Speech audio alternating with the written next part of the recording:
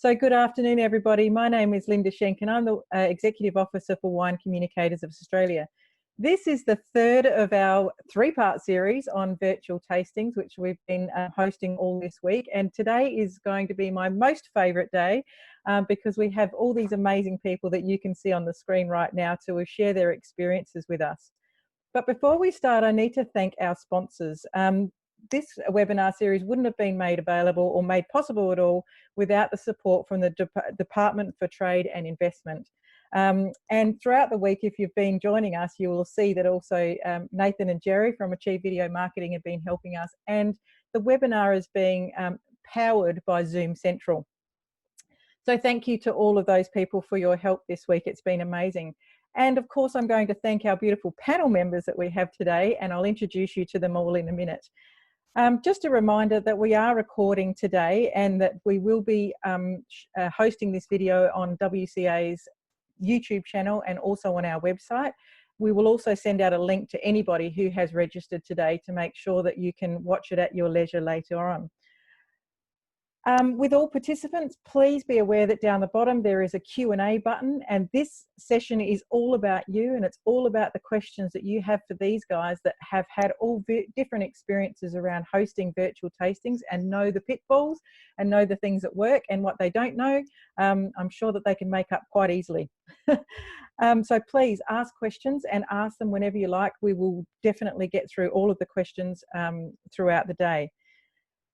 As I said, the panel members have been all at different stages. They all do different types of things. Some of the members have actually done B2C, some of them have been B2B, some of them have been B2 media, some haven't even done any virtual tastings yet, but are planning on doing so. So they're all at different stages. Plus, we have quite a few different types of brands with us today, from the quirky to the premium to the everybody's drink. In fact, I'd say that in my book, they're all everybody's drink. But what I'm going to do now is pass over one by one to each presenter and ask them to tell you more about themselves and their experience so far in hosting virtual tastings. And so we might start with Oliver. Hi, everyone. My name is Oliver Budak, and I'm the hospitality venue manager at Maxwell Wines in McLaren Vale. And thanks to COVID-19, we have engaged into this activity basically just recently. That wasn't on our radar to be able to connect with our consumers or with our audience via video links, Facebook. So we have started, in my view, quite successfully. We have good response. We have many views on Facebook Live, which we do once a week, half an hour session, where we invite guests. There might be industry colleagues. There might be, last week we had Kim Mastersay, artisan cheesemaker from Section 28. So I always like to do tastings in context with a little bit of food. I find it much easier to connect with the audience. And then we also do, we were running promotions for people to purchase a 6-pack, and then we scheduled virtual one-to-one Zoom tastings with them. Some customers only wanted to taste one wine at a time, another one wanted to taste all three. So we were quite flexible and engaged with them on a personal level in these Zoom tastings, which when I did it for the first time, found extremely exciting. It was such a powerful way to connect with your audience. I'm entirely grateful, and we will definitely continue to communicate with our people like this. Great, thank you, Oliver. Now I'm going to pass you over to Nathan and Jerry. Do you want to tell the lovely people who are on our webinar today about your experience, gentlemen, and what platforms you use? Hi, I'm Jerry Zimmer. I handle the production for not only recorded tastings, but we have a live wine show called SA Wine Weekly on Facebook. And I panel and run all the technical aspects of the show.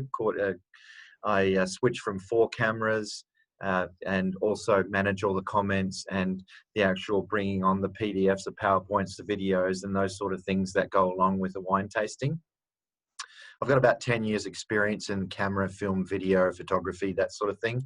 So that's where I come into. I can help out with the gear and help you, get the technical aspects of a wine tasting down. I'm Nathan. I'm the host of the show, SA Wine Weekly. We bring on local South Australian wineries, the winemaker, 3 bottles of wine. We pair it with 3 delicious food pairings. We chat about the wine, we chat about the food, we chat about the people, we answer questions. It's live and interactive. We give away wine, and then we also have a wine deal at the end of the show. We also do a lot of filming of wine tastings for wineries when they need to, breweries, distilleries, whoever needs to do a tasting. Even some people are restaurants are asking if we do food tastings. So it's getting more and more. I guess no one's had a chance, but everyone's had to do Zoom meetings and think about other ways to get to your distributors and clientele. So we've invested really heavily in this period in a studio and all the right equipment. So yeah, reach out if you need any assistance. Great, thanks guys. Anna, over to you. G'day guys, Anna Fisher here from Zonte's Footstep, based down in McLaren Vale at the General Wine Bar. So we've been having quite a bit of fun with all of the opportunities that are coming out of, I guess, COVID, and in a positive light rather than in a negative one. And we've really pushed hard into this space. So we've been doing B2C or business to customer stuff, including online hosted events, which you can see on our website if you're interested in finding out what we're doing there. We've done business to business, so we're doing a lot more stuff, particularly in China, working with our Chinese importers or distributors and running tastings. I think we did one last week and we had over 350 people equivalent of zooming in, but using a Chinese equivalent software tool. Yeah, lots of different stuff we've been trying, which has been really good. So I'm very happy to talk about my experiences with those various different mediums and different options. Platforms we've used have been mainly around Zoom, but I've also been there's GoToMeeting, there's a whole host of them that are actually out and about. And I'm sorry to say this, I'm sure I'm going to get asked it, but I can't remember the name of the app that we use for the Chinese ones, but I'm certainly happy to find that out afterwards if I need to.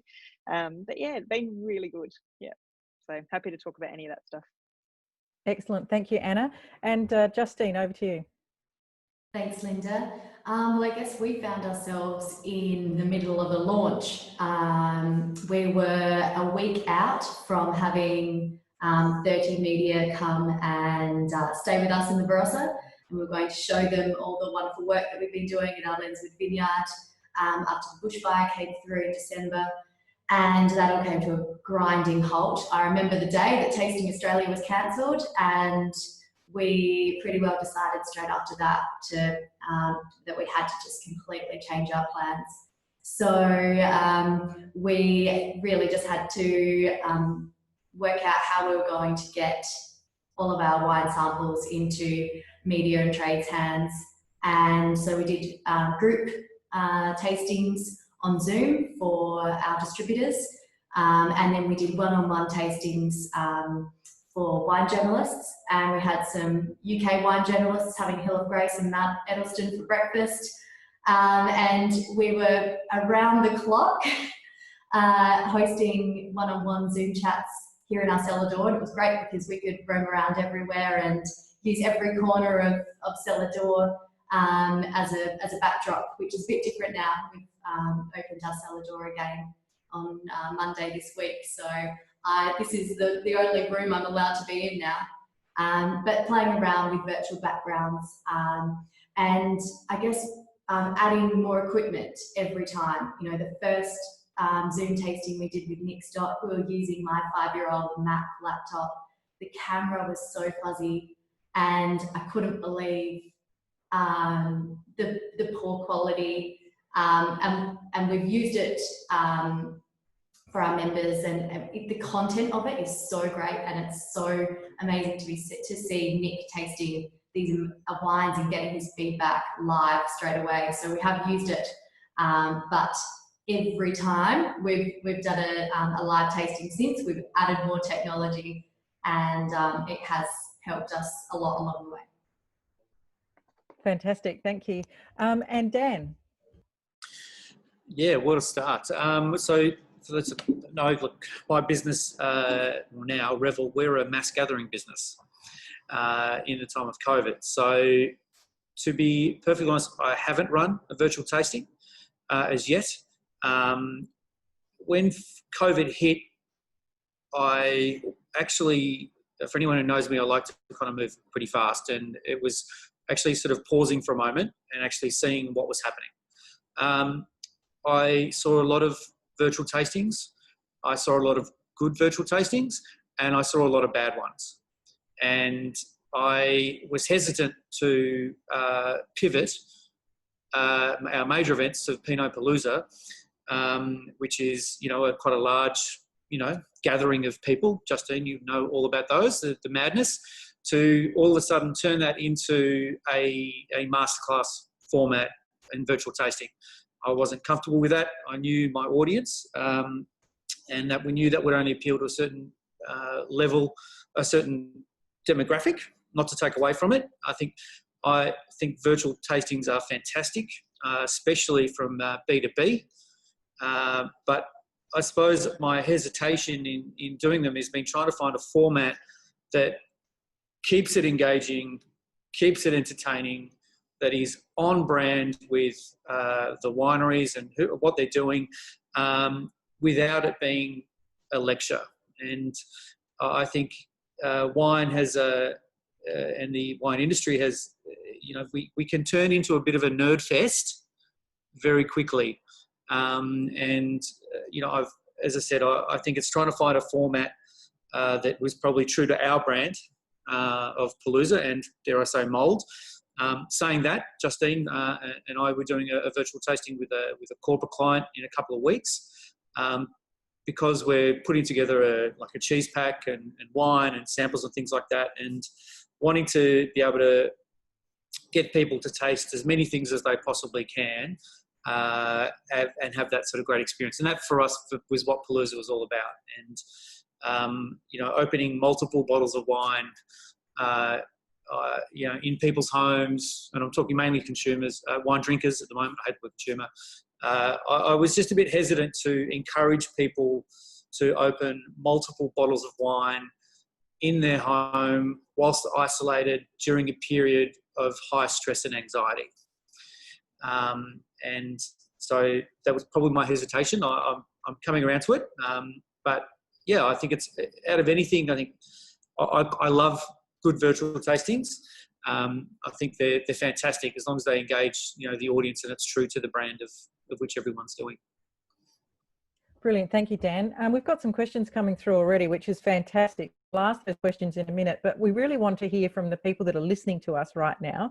And that is, if you could go to the chat box and tell us if you have hosted a virtual tasting already in 2020, and if so, is it B2B or B2C? So the answer will be yes, B2B and B2C, or no, B2B, B2C, whatever like that. So if you just go in the chat box right now, we'd love to know who has hosted virtual tastings. So, but I will ask some of these questions. So Anna, there's somebody that definitely would like to know the platform that you use for the China market. So if you could get us that information, we can send it out in the email when we send the recording later on. Some of the question for you, Justine, was what was the technology that you added to, each time you did a tasting? So we now have a camera. I think it's the Microsoft Live Cam. So we plug that in with the USB. We now have a laptop that it has a pretty good camera on it, but having the camera technology add-on equipment helps.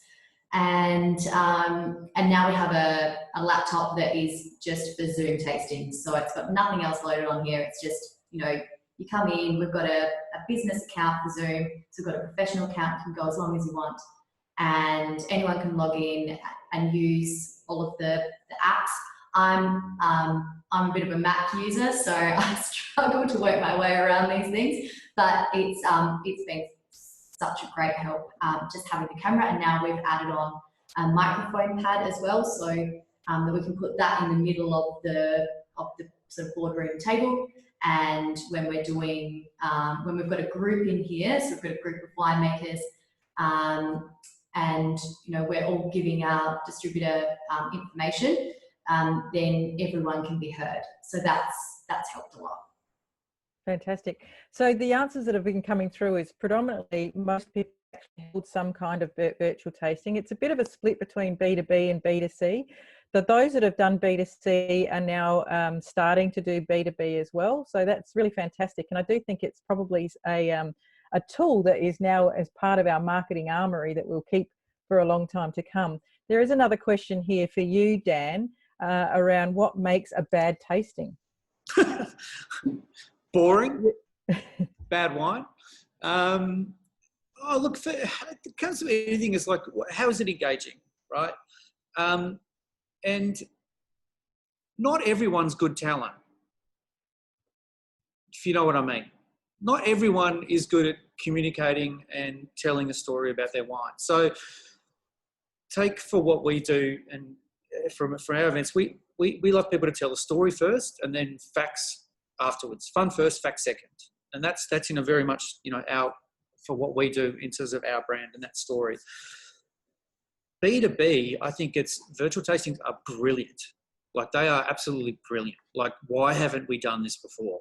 Like, it's getting into importers and exporters, like the amount of travel everybody does around the world. Like, we've just gone, hey, what, we can do this virtually? This is brilliant. But I suppose it also comes back down to engagement. How are you communicating? If you take how you present to a B2B and then transport that to B2C, that's not going to be truly engaging. It will absolutely to a certain demographic within your audience, but it's not everything. As I said, like, we've spent our whole time trying to get away from a death by a masterclass, and for something like Palooza to all of a sudden pivot and then just focus on masterclasses, it's not us. And for us to do that, it would have appealed to probably only 10% of our audience. And then that would have just isolate the rest. So for us, it's about, I think what makes a bad tasting is something that's not true to your brand, and boring, like, like, it's true though. It's like, not everyone's great talent. And that's the harsh reality. If you're asking somebody to give up their time to watch you talk about a product, talking about what, there's a reason there's no real wine shows on television, because holding up a glass of wine on camera, it looks like a glass of wine. If you watch any cooking show, someone holds up a tomato and you go, yeah, that's a tomato. I know what a tomato tastes like. I get it. Whereas if you hold up a glass of wine, could be a glass of red wine. What does it taste like? It comes from the person who's actually the communicator, who's saying what's actually inside the glass. So if that person picks it up and goes, well, it was picked at 13.5 Beaumet and did its primary fermentation in stainless steel and it was transferred in new French oak and all that sort of, I can read that on a text sheet. I don't need to watch you tell me what's in a text sheet. I'm watching and I'm saying from a consumer point of view, I'm watching because I want to know the story. I want to be connected to the brand. I want to be engaged. I can find out anything I want about your wine on my phone. Why am I watching you? I think that's especially from a consumer point of view. And, I said to Justine, I love, watching their stuff because it's very true to that, like having direct access to Stephen, and that's brilliant. Opening and having conversations, that's really engaging content. I suppose it's that question is like, why would somebody watch you talk about your wines? And I think those marketing, it's classic. It's just marketing 101 is like, why should somebody care about your product? Are you being engaging? Are you talking to me? Are you talking at me? Are you preaching to me? Are we having a conversation? Like, how are you talking to me? I suppose I think there's got to, it's a fine balance. B2B, not a problem. I get it. Virtual tastings, we should have been doing a long time ago. B2C, or B2D, beta drinkers, as I like to call it. that's a challenging one. And you've got to, it's all based on, all the successful wine shows, the few of them, are all based on someone with a personality to make it engaging. And not everyone is engaging. I think you're absolutely right, Dan. And when it comes to B2B, you've got the opportunity to talk to your distributors and the people that go out on the road to sell. They need to hear the stories from the principals so that they can share those stories to their retailers. And it's those stories that are memorable as opposed to, you know, the technicalities. There's a number of questions around the logistics or around tasting. So I'm going to ask a few questions of you now, which will incorporate some of the questions that are also coming through. And that is, and I'm going to ask Oliver this question and probably Justine, with respect to people attending your virtual tastings, what's your experience is the best approach to get people there, participants? And Oliver, I'm going to ask you from a B2C point of view, and Justine, I'm going to ask you from a B2B point of view. Would Justine like to go first, or? No, you go, Oliver. Okay.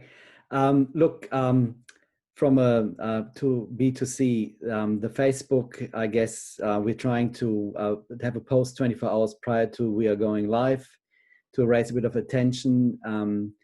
And when we are on, then we're trying to keep it light and engaging, and on the lines of what Dan said, basically telling them a bit of the background stories of our brand. And we are not too technical about the wines at all. What I find difficult is you obviously don't see the reaction of your audience in the Facebook Live post. So you need to be very mindful, again, along the lines what Dan said, that you're not starting preaching, or that you get too hooked up into something with your guest in your presentation, so that you, try to somehow have a virtual connection to the audience you can't see and can't hear. So it's a bit tricky. So I think keeping it short is important too. We said in the beginning, we don't want to have these things longer than 20 minutes. Sometimes because the conversations are very engaging, we're keeping it sometimes up to half an hour. But yeah, you have to move through a couple of wines or a couple of subjects to keep people engaged. That's what I feel. So Oliver, and what tactics do you use to actually invite people to come along? Well, look, with Facebook, it's we're trying to really only communicate it and we have a database, so we're sending it out to our wine club members, and we have another database to people which are connected to us. So that's one way. But then it's pretty much just spruiking it on Facebook 24 hours prior. And look, during a session, then we have an average, let's say 25 people which are watching live at that moment. We have done this 4 times now. But after 24 or 48 hours, then we have people which watched it 1,000 times. It stays on the website. So I think it's a good marketing tool. You know, it's for people which don't know the brand, they can learn more about us. So that's our experience so far. Great, thank you, Oliver. And Justine, from a B2B point of view?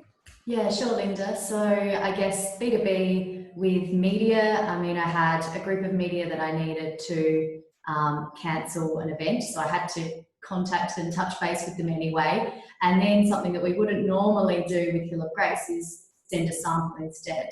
And then invite them to be part of a one-on-one discussion, which actually I think was a better way of connecting with them. And not everyone took up that one-on-one tasting. Others just wanted to have a quick chat, but they wanted to taste the wines in advance and then chat about them over Zoom. Others just wanted to taste and simply be left to, write their reviews and their notes, and then sort of email through any questions. So there were, varying ways in the ways that our media, wine media want to receive samples and engage with you. But I think being able to offer the one-on-one tastings was something that we haven't ever done before, and something that worked really well, because when we came into that chat, we were able to talk about exactly what they were interested in, have that one-on-one discussion,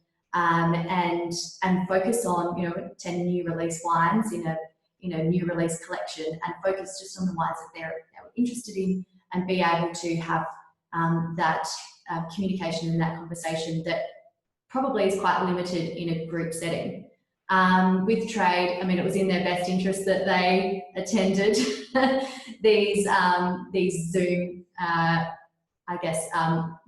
tastings. So it was really just sending out a Zoom invite, and then actually a lot of, with our UK distributor, they invited a lot of their own customers to join in on the chat as well, which was great. And I will just quickly touch on B2C, because we did trial a Facebook Live, and we decided that was going to be the platform that we were going to trial, and we sent out an invite to our database, and then we posted it to Facebook. We didn't advertise it because we thought for a trial Facebook Live, it's probably something that we don't want thousands of viewers on, especially when we're not quite sure what we're doing.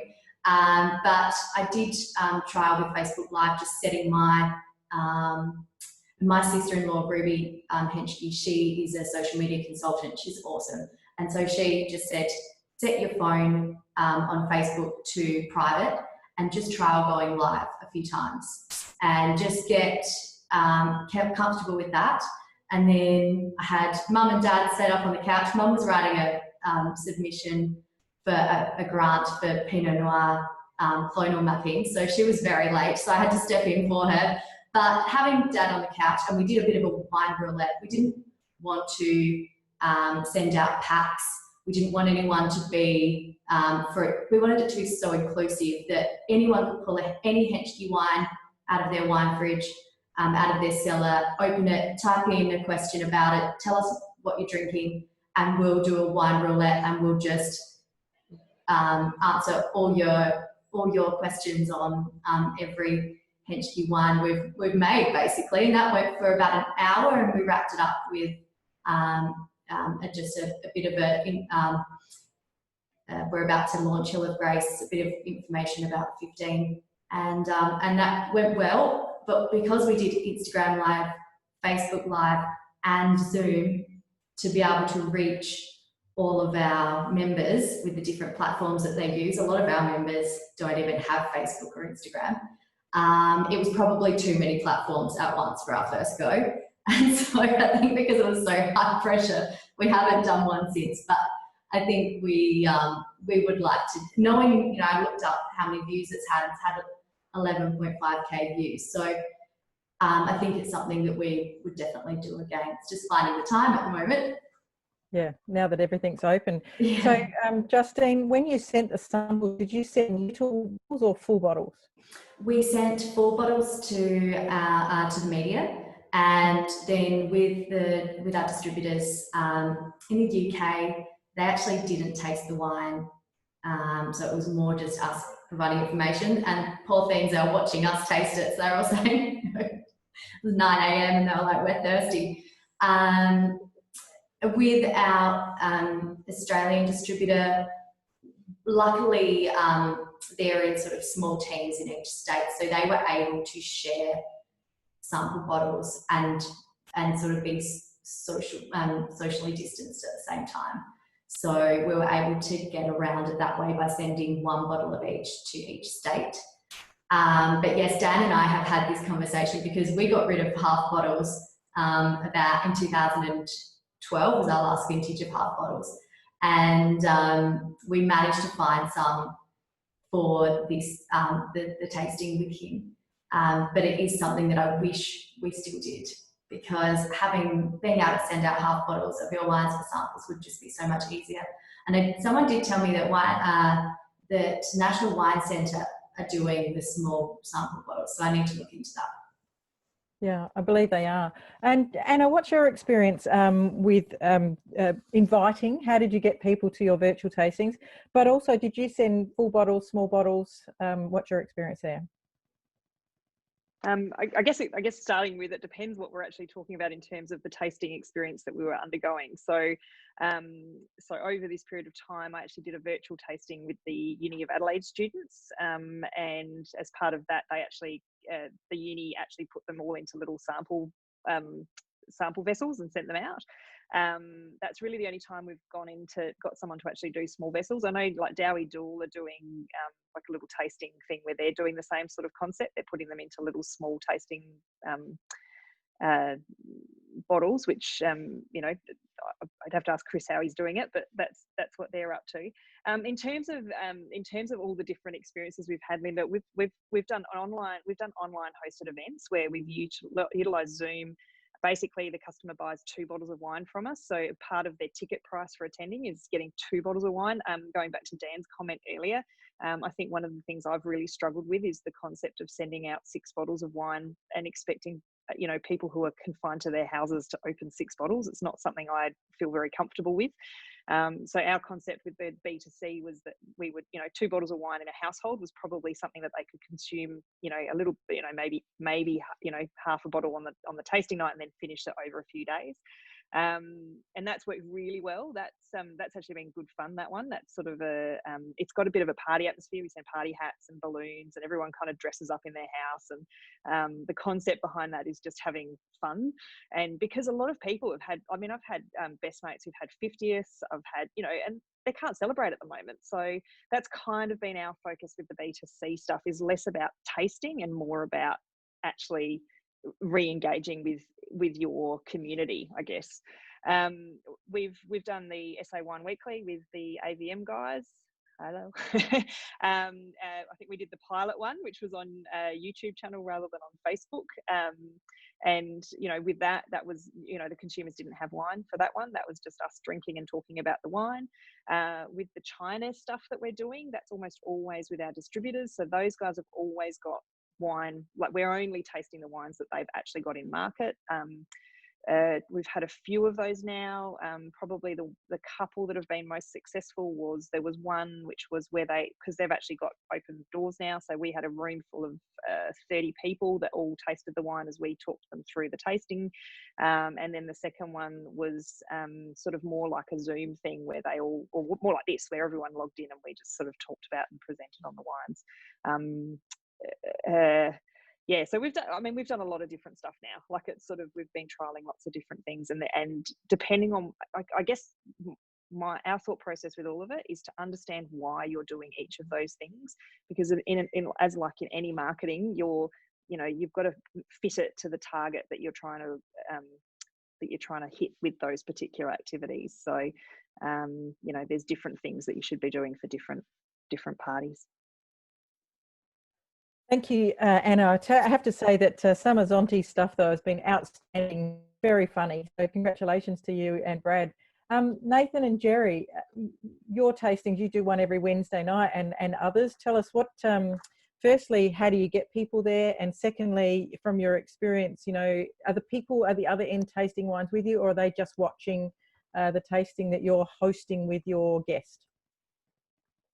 Well, to be honest, it's been really difficult for us because we don't have a following. We don't have the database or the large social media following that a Henschke or even a Maxwell's or a Zontes would have. So we're trying to build it from scratch. We do social media marketing as well. So we have been doing absolutely everything you could possibly think of. We've been doing Instagram posts, we've been doing LinkedIn posts, we've been repurposing the videos. We've got some international people watching the show on for YouTube where we repurpose it. We go to the winery, we shoot some footage beforehand, we do some teasers during the week, we do a couple of posts that during the Wednesday to alert people to it. Then we've got friends who are even sending out Facebook messages with the invite with an hour to go before it goes live. So we're pretty much trying to do everything we possibly can. But as we build the show and we start getting our own following, and we're starting now to release the invites and some of the social media to the guests who are coming on. So next week's Fox Creek wines, and they've asked for all the social media so they can send it out to all of their following as well. So hopefully we'll build our own following quite quickly, and if we back off, I guess, the guests' social media followings, we should build it really quickly. But as Anna said, Anna was on YouTube, and YouTube is probably where we need the show to be, because it is quite a long show. So we may go back to just on YouTube or a dual platform show if we can work out the software. So yeah, we've got pretty much a person working 24/7 on publicising the show. Also, it's really important for us to engage with our audience. So we're answering questions live or giving away a bottle of wine. And then when they come to claim that bottle of wine, we take a picture of them and we post that as well. So people are starting to learn that they can win some bottles of wine. We also do post the special that the participating winery gives us. So if they give us a special exclusive show-only deal, we post that as well. So it's really important for us to engage and acknowledge our audience for asking a good question or for giving a good comment.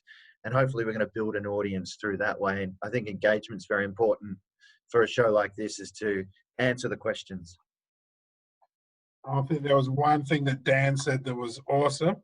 And I'm not going to say that I'm the host that is making it all work, but it's very difficult to, every winemaker is not a great presenter, which we've found out. And sometimes the people you think that are really good actually struggle when the lights go on. But there are other people that are total naturals, like Brad and Anna from Zontes were great, made it really fun, made it really easy. And I had Jill Gordon-Smith on last night, and she's done plenty of media. It's absolute pool of knowledge. And I pretty much just sat there and ate really nice food and listened to her talk about wine. That's a tough gig for you, Nathan. So, Dan, that's a good way to segue to you. Two questions. How do you see the virtual tasting thing panning out? Do you think it will be something that people will continue to do? And I am going to ask the other guys to contribute to that question later on. But what I would also like to know from you, Dan, is a lot of wineries do events. WCA does large events. You do large events. What do you see, or how do you see the virtual tasting thing or the virtual experience transforming those large events moving forward?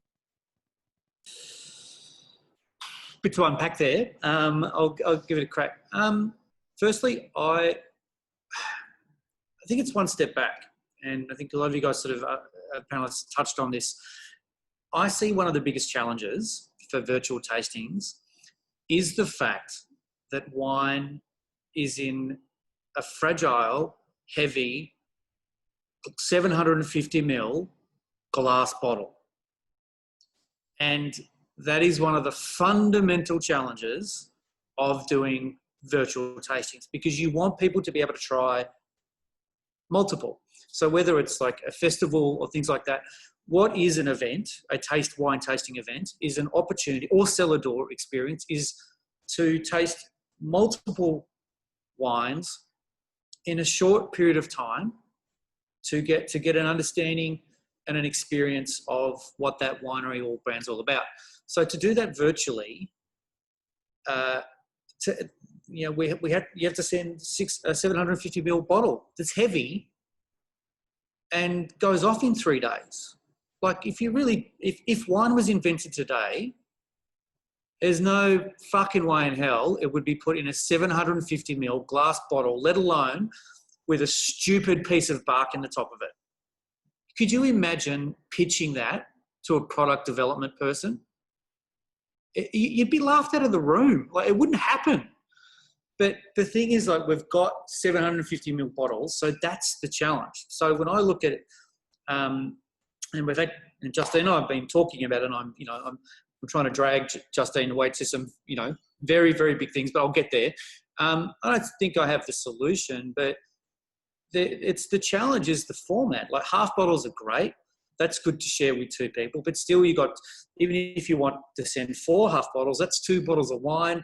That's a lot of alcohol, for someone to sort of open and drink over a short period of time. And will virtual tastings be present down the line? Absolutely, they should, but not if we're encouraging people to open multiple bottles of wine.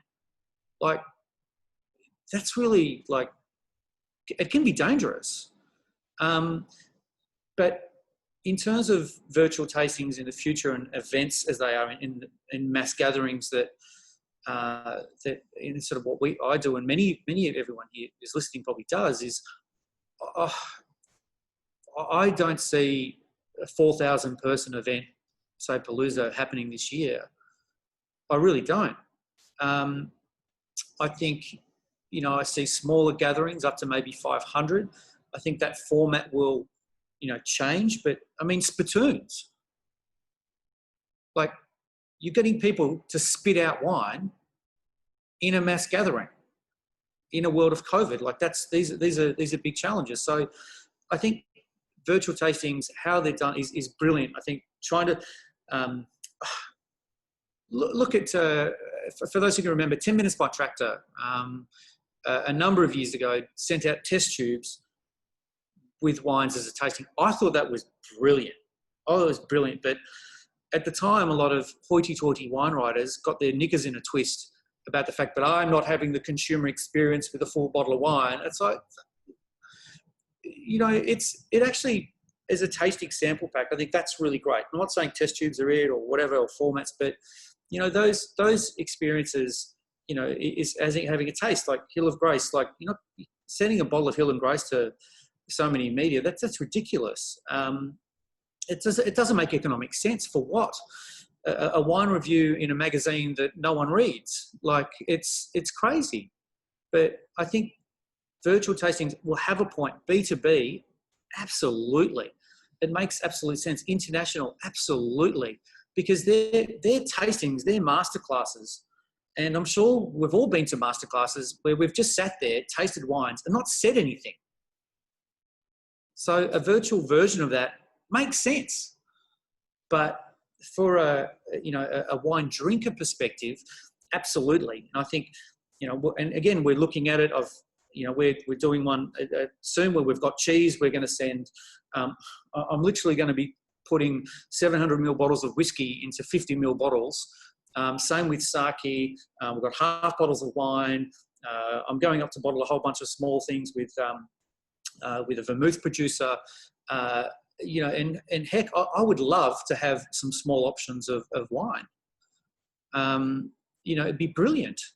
And this, I think there's an opportunity there to really think post-COVID, going, okay, what do we want this to look like? Should we be traveling so much across the globe, environmentally, physically, mentally, to go into all those markets? Where can virtual tastings have an impact? Absolutely. I mean, who wants to go to the US right now?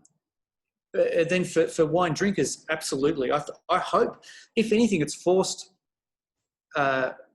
wine brands to engage directly with their audience, and that's a good thing. And that's something that we've always championed, is building a direct-to-consumer database, building a direct-to-consumer sales channel. Because if you increase your direct-to-consumer by 10%, your profit increases by 30%. You know, those things were true before COVID. They're even more true now, and I hope people continue it. And it's also consistency. Look at Brendan Carter doing his incredible stuff with Unico Zello, doing it every day. It's consistent. Like, he's relentless, like every single day at a right time, and that's brilliant. And that's what people like. They know this is what's happening this week. Tune in. You can tune into who you want to and who you don't. It's consistent. I think that is really good. I'd love to have more, you know, engaging. I would love to have a sample of multiple Zontis or Henschke, but I can't afford to buy 6 bottles. And if I get 3 6-packs from somebody, I'm in a 1-bedroom apartment. I can't fit that amount of wine in my house. You know, it's wine in a 750 ml bottle. Like, if you really think about it, it's completely stupid. I'd love to just ask Anna where the can technology is at the moment. Is there anything going on there with cans? Oh, look, I mean, there's Baroques and there's a lot of people that are doing that sort of stuff. I think that maybe is an option for the future, but yeah, not something I can talk about right now. Thanks, Jerry. I understand. Well, I know Jericho wines are doing small formats. There's been a comment here from somebody listening, basically saying that test tubes and small format bottles are great, but for the winery perspective, it's often a false economy because the cost of producing them is just so high. Yeah, I agree with that. I understand that. But if you're doing a direct-to-consumer tasting, it's not just about you. It's not just about you. It's about the person who's actually dialing in for that experience. And I get it. Like, you know, some things, economies of scale, and doing that is high production. But what it does do is it allows you to reach more people and engage with, you know, a different audience. That's what I'd say. Cool. Oliver, what's your thinking on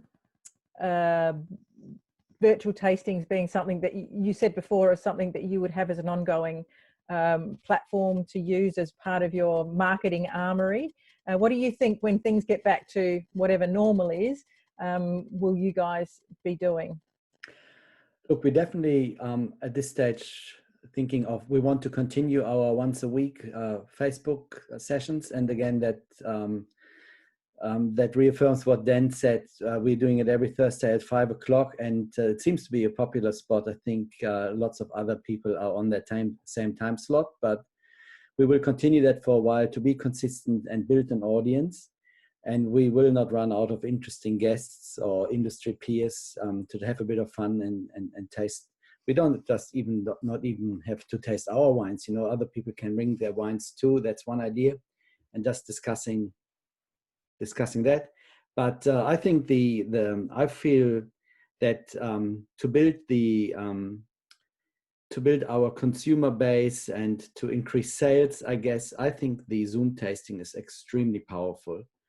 And the few times we have done it, the connections we have built with these customers and already ongoing, not just resulting in ongoing orders, but also in future products and connecting to their social environment, where we are suddenly invited to do a tasting for people in a clubhouse, where we can do a Zoom tasting on a big screen for 30 or 40 people, and they all have the opportunity to order our wines or taste our wines.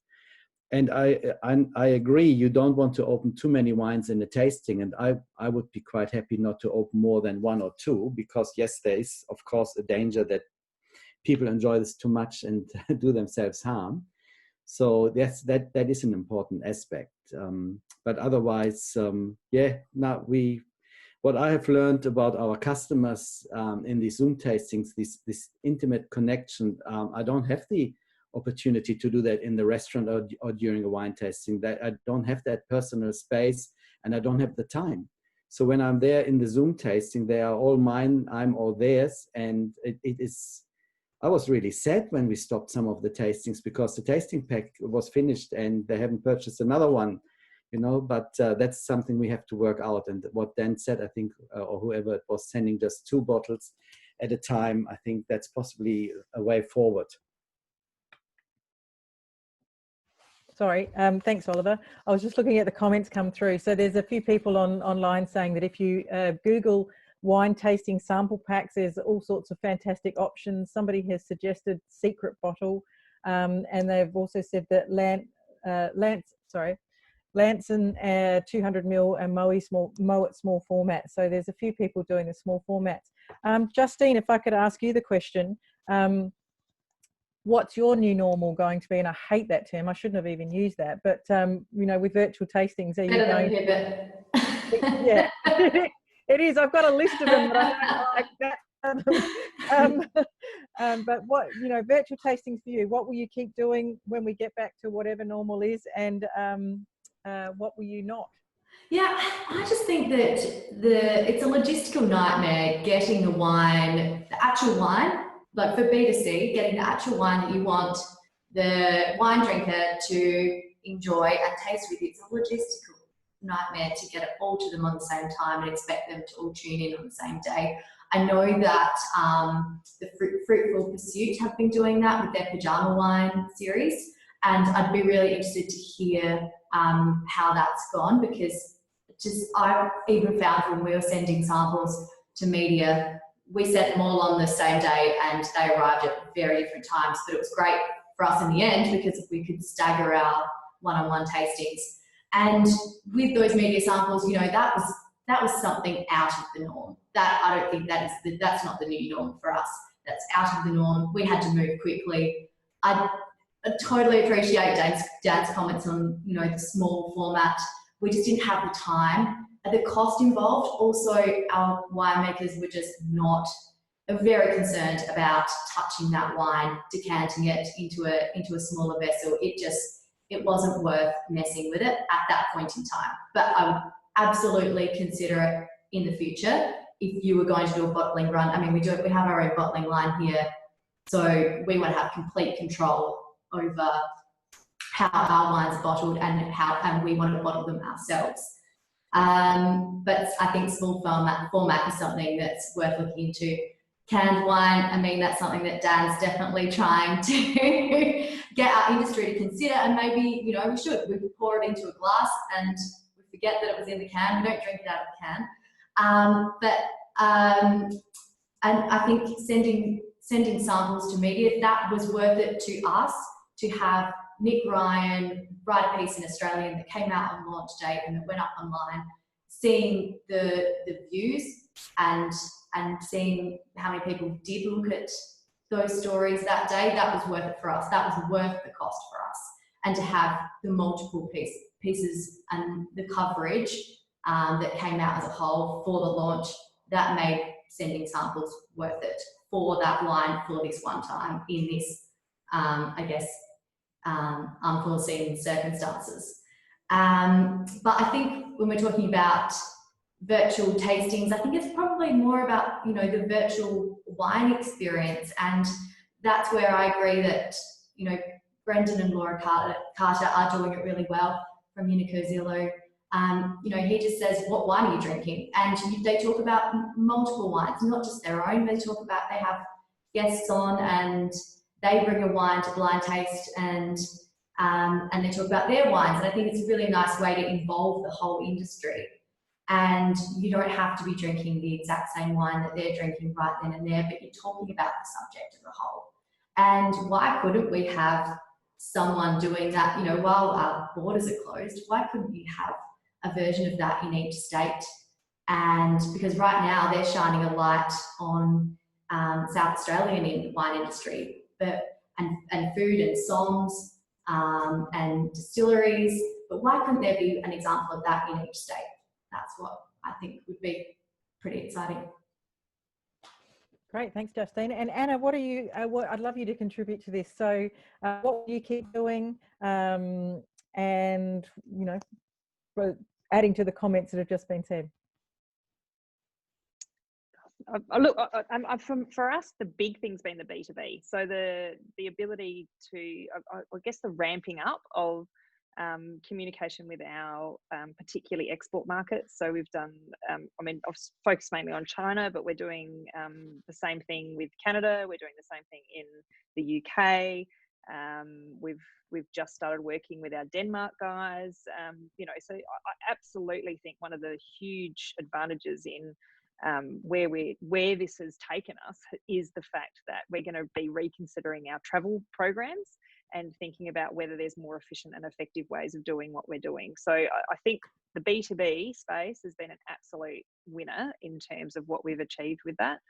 You know, the concept of the challenge, I think, comes back down to, which has been covered off multiple times, is how do you do the B2C with the particularly when you're talking export markets, probably. So, I mean, you know, B2C in some ways has been, you know, the online hosted stuff that we've done has worked quite well because you've got a time frame under which you know that your wine will get to the venues, that it will get to the houses.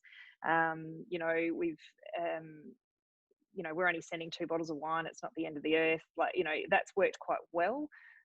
So, you know, we'll probably keep doing that because it is a kind of a novel thing, but we might morph it so that rather than it being where every single individual household gets 2 bottles of wine, it might just turn, you know, a certain amount of wine will turn up at a house and then we host them at their but we can be virtual, but we can host them at their own premises. I don't know. So we'll modify those things as we need to. But, you know, I still think at the end of the day, there is something to be said for meeting people in person, and, you know, having that experience of, you know, not that we're allowed to, but shaking hands, you know, I mean, it's yeah. So, I mean, we're already starting to morph back into what we're doing with the cellar door. I know this is about virtual wine tastings, but I think something that I'm loving observing is the way in which cellar doors, particularly in McLaren Vale, with the restrictions that we have now around COVID, you know, a struggle that we've had in our region has been getting paid tastings. You know, I've seen that many cellar doors recently coming out with, because we now have to effectively take bookings. We can't go past our 20 cap.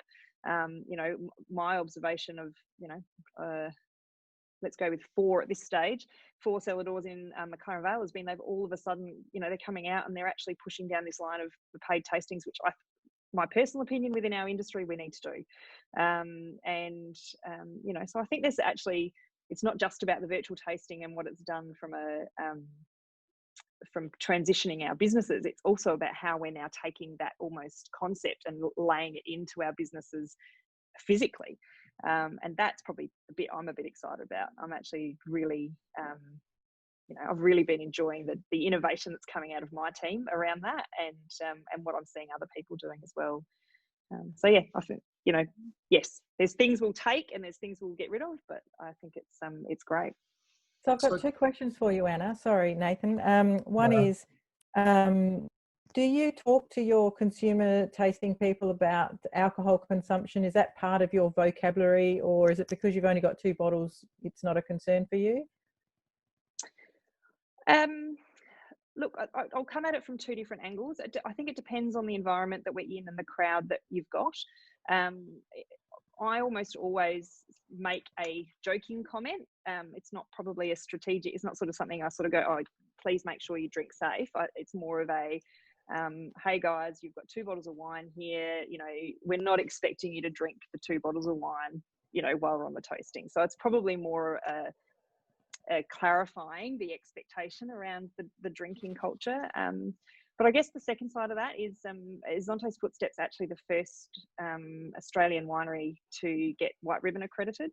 And I don't know how many people know what that is, but that's basically, we have been vetted from a domestic abuse perspective and domestic violence and creating gender diversity within our workplace. And that's something that I'm personally very passionate about. And part of that is understanding the flow on the behavioural and the association, I guess, between alcohol and domestic abuse, and how we need to be very careful and mindful that there is a behavioural accentuation when people drink alcohol. So yeah, something that I'm personally very passionate about, Linda. So yeah, I'm pretty conscious of the Drink Wise message. Fantastic. I'm glad I asked you. You're the right person to ask. The second question I had for you, and I'll let Nathan ask his question in a minute, is around cultural differences. So when you're doing your B2B tastings with people in China or America or any other country that doesn't understand Australian lingo, how do you go? What's your tips and tricks? All right. Well, my first one is I cheat. I actually have a Mandarin speaking employee. And so although I do, Brad and I often do the English version of what we're saying, Bella and or Roy, who also comes in and helps us, will actually translate that. And I am quite confident that they probably put some subtlety into that around what they should or shouldn't be saying from a cultural perspective. I guess in terms of where we've done our export tastings, Brad, my business partner, is actually Canadian. So when he does Canadian tastings, I'm pretty sure he's got that one down pat. And back in the day, I was actually born in England. So I also have a lot of family from that culture. So I guess in some ways we're kind of a little bit cheeky with the way in which we manage that. But look, I think it's like anything. When you travel the world and you're traveling in export markets, you know, I very much have a passion of belief that you should, you know, respect the culture that you're visiting. And, you know, I know Australians have got a bit of a bad rep sometimes of being a little bit too over the top with their personalities. But I think we're actually pretty good mostly with regards to respecting, you know, the culture that we're working with. So in our case for the China, it's pretty straightforward. We've got an amazing person who works within our business, and she does a great job of making sure that we are good at that. Great, thanks, Anna. So Nathan, I'm sorry, I cut you off before. I was just going to comment on the B2B wine tasting is something that wineries have wanted to do for a very, very long time to save on travel and ROI, the cost of doing it, traveling, being away from family and being away from their business as well. It's always been, we never had the technology to be able to do it, and B, we never had the bandwidth to be able to do it either. So with the release of NBN and now all the cloud technologies that are available, it's only going to become more and more prevalent, and it's going to get better and better as well. Someone's going to come out with a wine tasting live wine tasting software before you know it. And it's going to have the cameras you need. It's going to have everything that you need to be able to do it properly. And it's going to be just B2B. They don't have to be drinking your wine. They've already got your wine, or they know all about it. Whether you're doing a brand new brand, a new label, a new release, whatever it is, you'll be able to do it. And as we can see here, you can do it perfectly now with the bandwidth that we've got, and it's all just about to be turned up as well. So it's just going to open up another whole new world of cloud technologies that you can use to benefit your business. Great, yeah, that's a great segue. Thanks, Nathan, because I was going to ask you next, what are your top tips, 3 top tips, I guess, from a technical point of view for people who are hosting virtual tastings? Okay, the first one's the lighting. You got to make sure your lighting's right, and bring some lights in. Look around the room if you're doing it. If you're setting it up, make sure your lighting's right. Make sure that the people can see it. Obviously, have a look at it all before you actually go live, and just make sure that lighting's correct. The other one's sound is huge. No matter how good your picture is or how good your content is, if you're in the vineyard and the wind's swirling around, or you're on Anna's balcony and looking over at the sea, but it's windy, doesn't matter how beautiful it looks, you can't hear what you're talking about. And there's microphones are getting really cheap. There's Bluetooth ones now. There's really cheap lava mics. From one of the previous webinars we did, there's a list of really cheap equipment that you can buy that can really improve how your wine tasting looks. And the other one is keep the glass centered in the screen. I'm really bad on the wine show. I always want to pull it toward me. And Jerry's always yelling at me, put the glass back in the middle of the screen, and keep the label pointed toward the camera as well, so people can see it clearly. That was 3 ones. Yeah, great, good tips. There was a comment made on the chat, which Dan, I'd like you to talk about, only because it's only gone to the panelists and it hasn't gone to all the people that can see the chat, and it's around who's responsible, I guess, if somebody goes to a virtual tasting of yours, and then they drive somewhere afterwards and they're done DUI. So and Dan answered that on the chat. Thanks, Dan, but I'd love you to share it with everyone listening. Yeah, totally. It's a fantastic question and something to consider, and goes into what we've been talking about in terms of responsible serving of alcohol.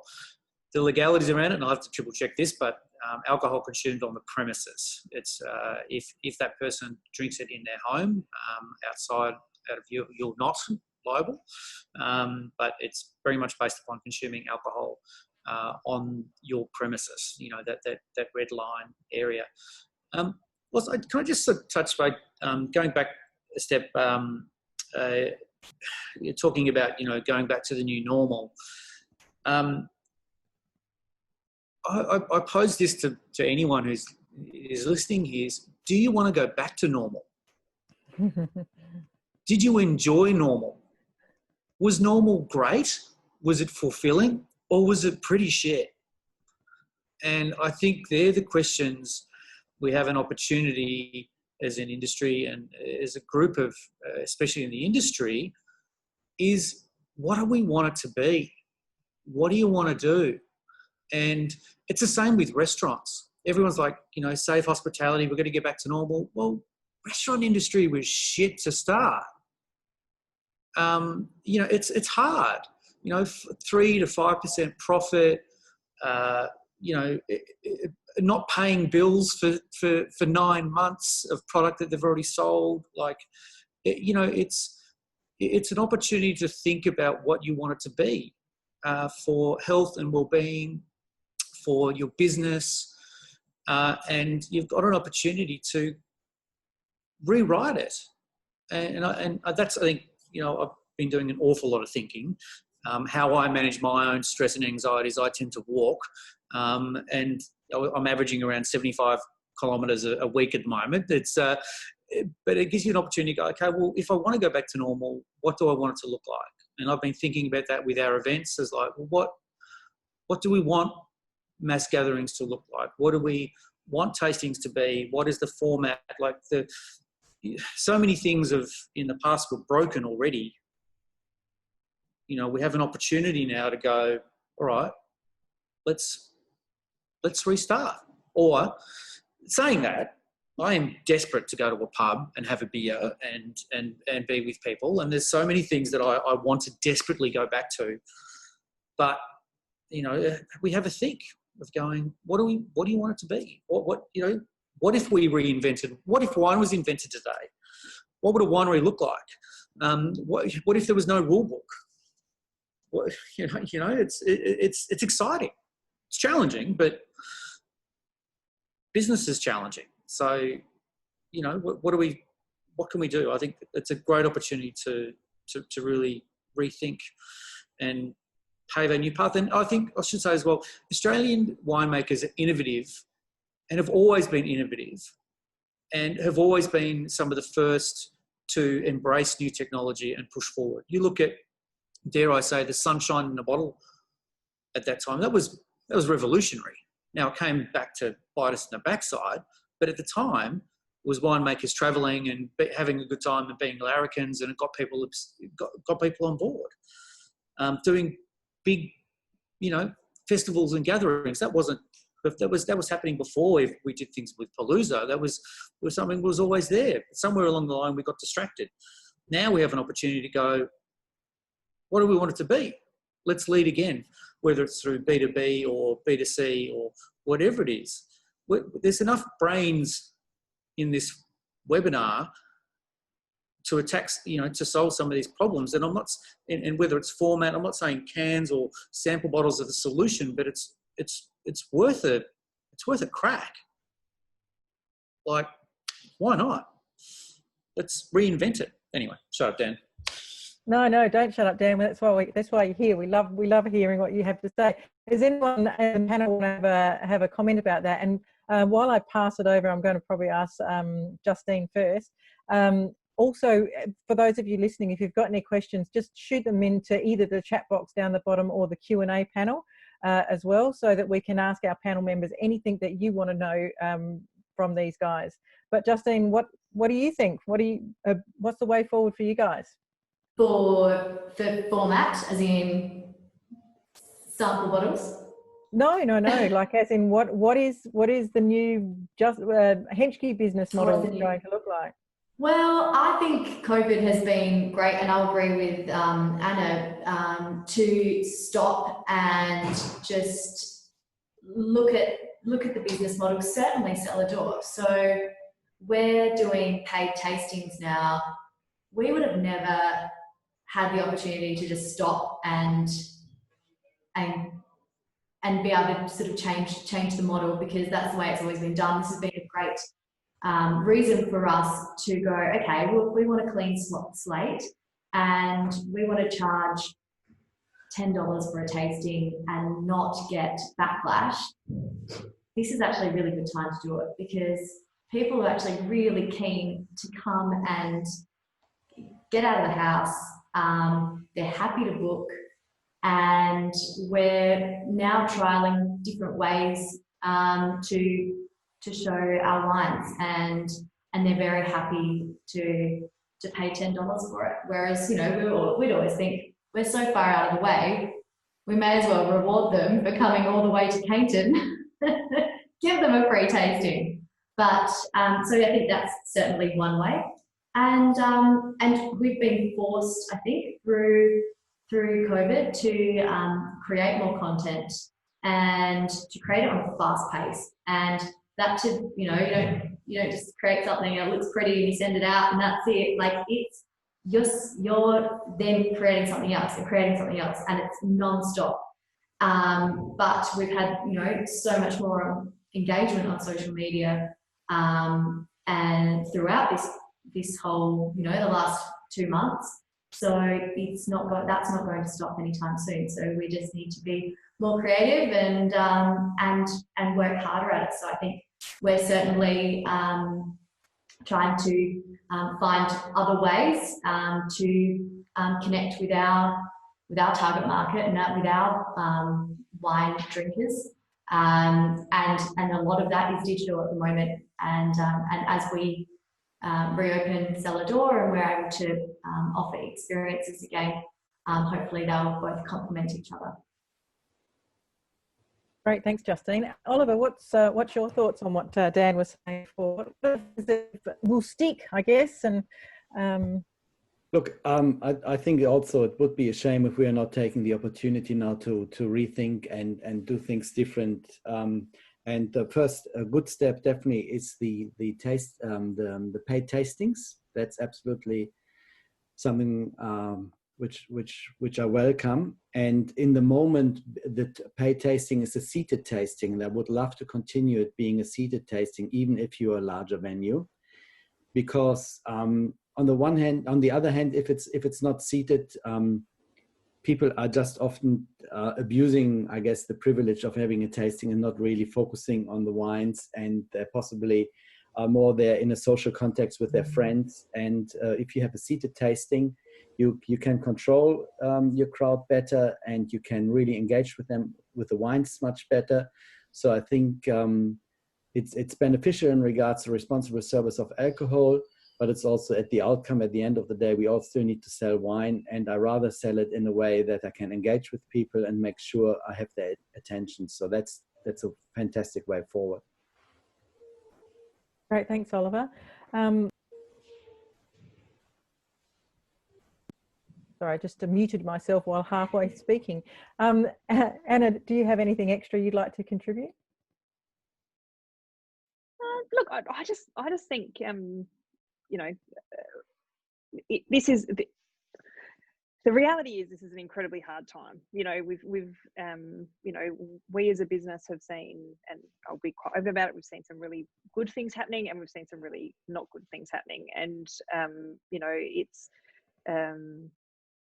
it's obviously affecting us all, and it's forcing us in a lot of ways to have to and I will not use the P word, but I will say adapt. It's forcing us all to adapt. It's forcing us all to make, many tweaks to our business so that ultimately we can come out the other end of it in a better place.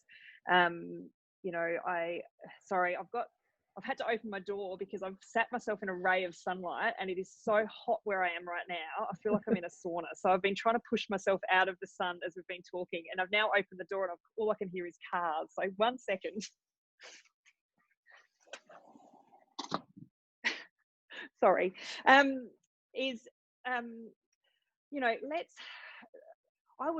think the wine industry has huge opportunity. I think all industry has a huge opportunity to just start to look at everything they're doing and take little mini bites out of it, and take what they're doing really well and just amplify it. And that's really what I'm loving hearing across the panelists, is that everyone's thinking a little outside of the box. And if we all do that in what is a largely conservative industry, I think we'll go a long way, and it's exciting. I mean, I'm really enjoying watching what lots of other people are doing. It's been great, and hopefully we'll come up with our own little versions of those from Zonte's perspective. Great, thanks so much. So look, there's not that many questions coming through, so I'm going to pass it over to the panel one by one to say your parting messages, remembering, of course, we are talking about virtual tastings and B2B with a B2B focus, but it's your opportunity now to, I guess, give your hurrah to the people listening and the wine industry in general, So I'm going to pass it over to you, Nathan. I've probably said enough, but the only other thing I will say is utilising social media like Hensky's, Zonte's and Maxwell's all do, and using the live part of it, the algorithm will definitely pick it up. And if it's genuine and fun and engaging, like Dan said, then the part about being live is if I comment and I'm watching live, everybody in my who's a friend of mine can see in their feed that I'm watching a live. They come across, they comment, their friends come across, and the audience builds quicker and quicker. And people in the UK and the US have been using this as a strategy for sales for a long time. In Australia, we've never really picked up on it. We've used it as, you know, I'm doing selfies, look at me, but we've never used it as a business sense. So I think there's a real way that the wineries can really adapt to that and really utilise it to build their audience to obviously advertise to afterward. Great, thanks, Nathan. And Dan, over to you. Oh, look, what to say? It's tough times, no doubt. But you know, through challenge and adversity can come innovation, and it's an opportunity to completely rethink. But then, at the same time, there's still core ideals that, you know, through marketing and media that are still true. Is like, who is your audience? Why will they care? And how are you integrating into their lives? And what problem are you solving? Are you helping or are you hindering? Are you lecturing or are you having the conversation? And, you know, I think there's a really great opportunity for people in wine to really rethink and get excited. And it's, what does everyone want it to be? You know, I think that's the thing. It's, you know, let's look at everything. And cellar doors and things like that, paying and charging for tastings, great. What a great time to do it. I think with international tourism not really happening for at least probably another 12 months, get ready. Get your regions ready, because people, they are going to come.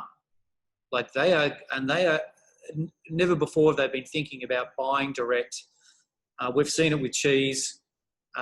It's always been there with wine. It's just a matter of showing people how. I think that's really it. It's tough, but we'll be okay. We got this. We'll get through it. Community and care, collaboration, not competition. All of those things that were true before COVID, they're true even more now. Agreed, and it's an opportunity, like you say, to really evaluate what's important. Anna?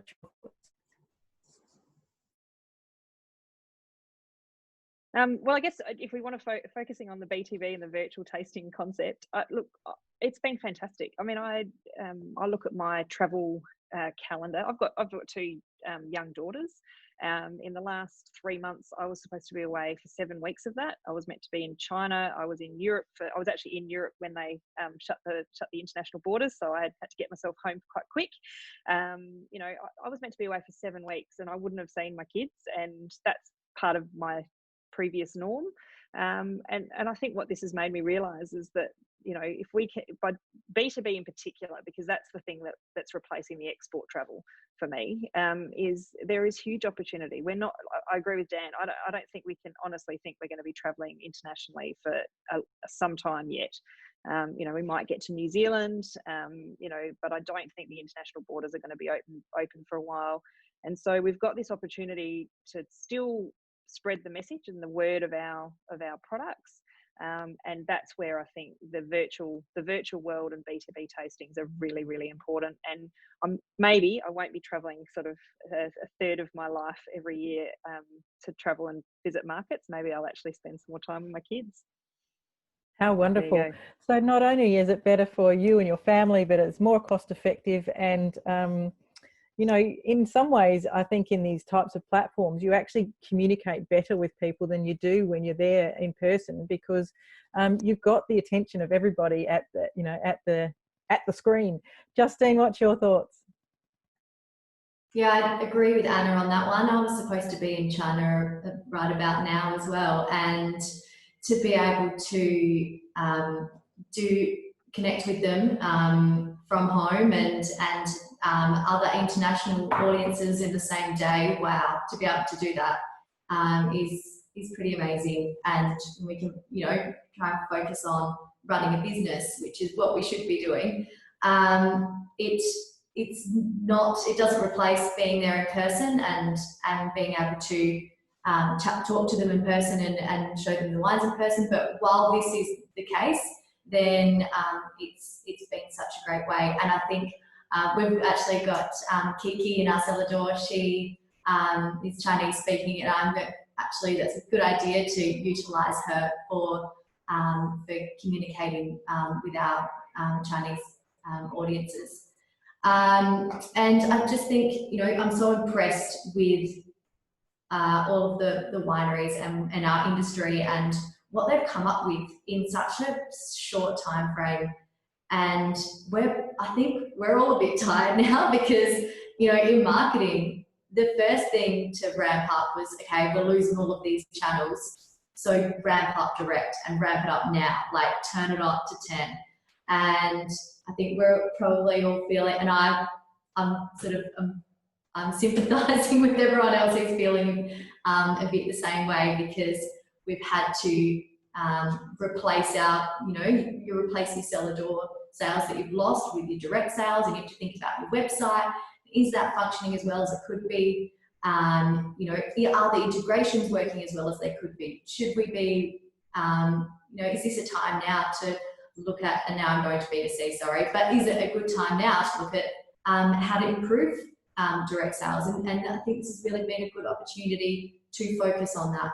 So I'm really impressed with what everyone's been doing. Those who've been doing daily virtual tastings, I'm amazed and extremely impressed. Those who've been doing weekly tastings, absolutely brilliant. And I reckon just keep doing what you're doing, because I'm definitely seeing a lot of it, and the vast majority of it is really good.